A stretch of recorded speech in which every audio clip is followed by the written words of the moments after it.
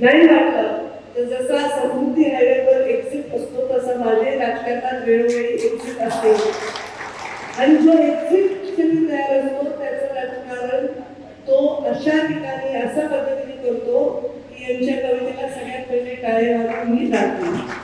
कारण आपण त्या देशात राहतो जिथे व्यक्ती स्वातंत्र्य आणि व्यक्त होण्याचं स्वातंत्र्य या दोन्हीलाही तेवढंच महत्व आहे.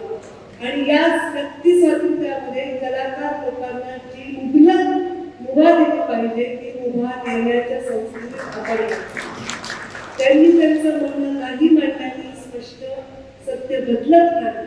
आपण कोंबडा झाकल्याने स्वतः होण्याची सूर्य उगवण्याचं थांबत नाही.